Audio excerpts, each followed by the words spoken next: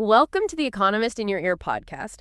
Today we're jumping into something really fascinating and honestly pretty surprising, the way global consumer brands are changing for decades, right? That phrase, made in China. It just meant cheap stuff, mass-produced, usually designed somewhere else. China was just the factory floor. Huge volume, yeah, but not much imagination, definitely not high-end innovation or anything culturally cool. But that whole picture, it's changing, and fast. Based on what we've been looking at, we're seeing these really innovative Chinese brands now, and they're not just making things for other companies, they're making a big mark globally under their own steam. So we're going to explore that shift today. Yeah, and it's more than just spotting a trend, isn't it? We really need to get why this rebalancing of commercial power is happening now. What assumptions do we maybe need to ditch about manufacturing, about where innovation comes from, even about cultural influence, and ultimately what's it mean for global markets, for the big established companies, and maybe most importantly for you, the person listening, because you're going to be seeing these brands more and more on the street, in your apps, everywhere. Okay, let's unpack this then. The main idea here is China isn't just the world's factory anymore. Not for others, anyway. It's actually creating its own really imaginative retail brands, products, and they're spreading across the globe fast, like surprisingly fast. You can see it's not just numbers on a page. Think about electric cars, for instance. Those sleek EVs you see gliding around Stockholm or Sydney, maybe even Sao Paulo. Increasingly, there's a really good chance it's a Chinese brand. And they're not just, the budget option. They're often packed with features.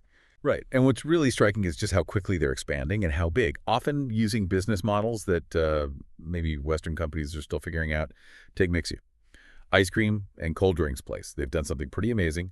They've actually overtaken McDonald's as the world's biggest fast food chain, if you count by the number of stores. Just think about that. That's huge. This isn't just some successful local chain. It's scaled globally, not just they're pushing hard into South America now. Yeah. Shows that, massive scale and super fast international growth. It's not just for Western giants anymore. The rule book's changing. And it's not just them. The stories just keep coming. We're seeing it with other tech-driven consumer stuff, too. Yeah. The Tuan, it's a delivery app based in Beijing. Most people outside China probably haven't even heard of it. Well, they're also making big moves in South America, taking on the local players. And then there's Chalagi, a tea shop chain a few years back. Hardly any stores outside China. Now, they're aiming for, 1,300 stores outside China by the end of 2027? Mostly Southeast Asia. That kind of growth is just, wow. And it's not just food and delivery either. Look at Pop Mart. That's a Chinese toy maker. They've created this massive global buzz, almost like Disney level, around their collectible figures. Those quirky Labubu dolls? 9 teeth. They become these sort of cultural icons. They've got fans from regular collectors right up to like Rihanna and Sir David Beckham. This company gets how to build that kind of emotional connection through art, through stories, something you used to associate more with, the big legacy entertainment companies. It is quite a contrast, isn't it? When you think back to some of the earlier Chinese internet retailers like Shein or Temu, they definitely got global attention, mainly with super cheap stuff, but they often they downplayed where they came from. There was that old idea hanging around, right? That Chinese brands meant lower quality, maybe copy designs, maybe unfairly subsidized. Plus, you had those past scandals, food safety, labor issues. That didn't help. But this new wave of companies, it feels totally different. It's exactly totally different. They're not just competing anymore. They're actively and quickly flipping those old ideas on their head. They're changing what consumers globally expect, not just on price, but on design, quality, even the story behind the brand. It really shows how agile they are, how well they understand what people around the world are actually looking for right now, whether that's, unique culture, cool tech, or just something fun. And this is where it gets really interesting for me. Reading through the material, what really stood out was how these new Chinese firms are now, they're proudly advertising their roots. They're taking their origin, their Chinese culture, and turning it into a selling point, a source of appeal. It feels very deliberate, very strategic, making culture central to the brand. That wasn't always the case. Look at Chagi's logo. It's got a Peking opera singer on it in full costume. And the name itself, Chagi, apparently comes from Farewell, My Concubine, the classic opera.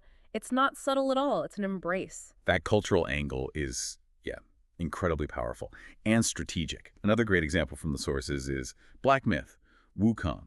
Looks set to be a huge video game hit. And it's all about the Monkey King, right? From Journey to the West, that classic 16th century Chinese novel. It's not just background flavor, it's diving deep into this really rich cultural story that resonates with tons of people in China and increasingly outside China too. So it makes you wonder, is this just smart marketing to stand out? Or is it maybe a sign of, growing confidence in Chinese culture itself on the world stage? Maybe it's a bit of both. It really feels like both, doesn't it? That mix seems key. And it's not just about the cultural stories or the cool branding. These brands are now competing hard on quality, just as much as price, maybe even more sometimes. Take Changi again. Yeah, they're expanding fast, but their drinks can cost as much as Starbucks. And Chinese EVs, like we said, they're not just cheap anymore. They come with these amazing entertainment systems, tons of features, good battery life, directly challenging that old cheap but basic idea. Absolutely. And Pop Mart, too. Those collectible toys. Some limited editions go for, up to $835. That's not just a kid's toy. That's nudging into art, collectibles. It totally changes the conversation.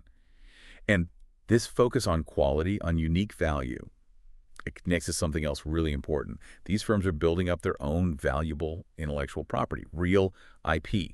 That's a huge shift from just copying Western stuff. It signals, that China's moving from being mainly an IP user to a major IP creator. That could really shake things up long term. Okay, let's shift gears a bit to the economics, especially government support, because that's often part of the narrative. The sources suggest it's nuanced. State media might cheer these companies on, but the government apparently does little to subsidize them directly. But there's one big specific exception: electric car makers. That seems to be treated differently. Yeah, and to really get that, you have to see it as part of China's bigger industrial strategy. China's capital markets, the stock markets and funding sources, they're really geared towards building up tech that can compete with or even beat Western tech. So they're kind of stacked against consumer firms in a way. Like over the last couple of years, consumer companies got only about 3% of the money raised in mainland IPOs. Chip makers, 5 times that much. Because that's seen as strategically vital, for tech independence. So the big money, the state direct investment, it goes towards high-tech strategic stuff. Consumer brands mostly have to make it on their own into the private market. But the EV exception, that's telling. It's not just about cars. It's about leading a whole new global industry.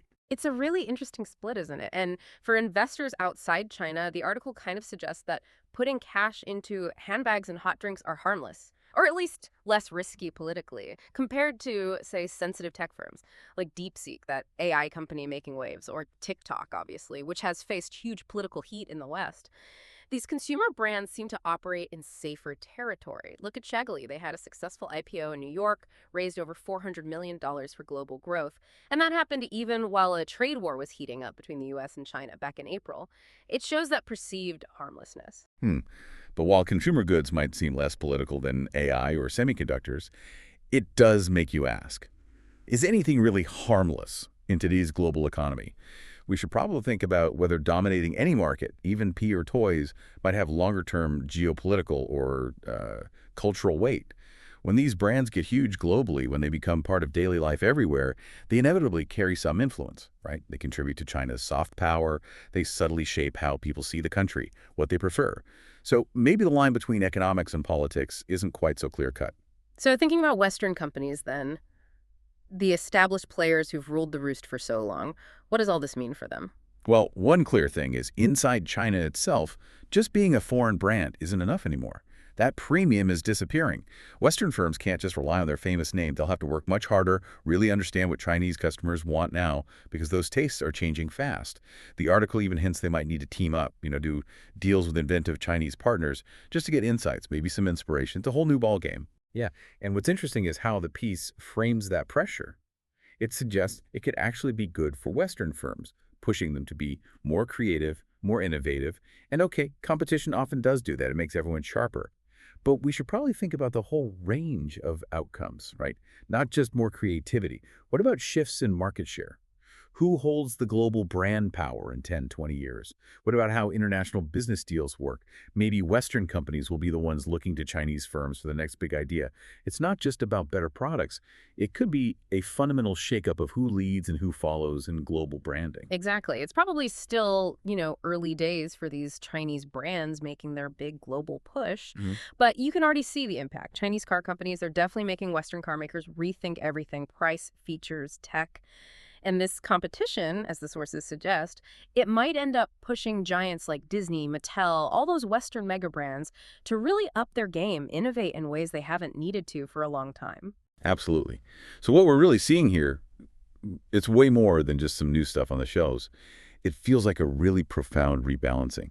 Economic power, cultural influence, it's all shifting. It kind of pushes you, the listener, to look past the surface, to see the deeper things happening, to realize that big innovations, powerful cultural stories, global brand leadership, that can come from anywhere now. It's disrupting the old order, reshaping the world we all share. It's quite a story, this shift. Chinese brands going from just making things for others to building their own global empires. Empires built on quality, on culture, on just relentless innovation. The article we discussed ends with this line: Chinese brands' westward journey, like the Monkey Kings, could bring lavish rewards. So maybe the final thought for you to chew on is, what do those rewards really mean? Not just for the companies or even for us consumers getting new choices, but what does it mean for the whole global economic system, for how competition works, for how cultures interact in the years ahead? Something to think about.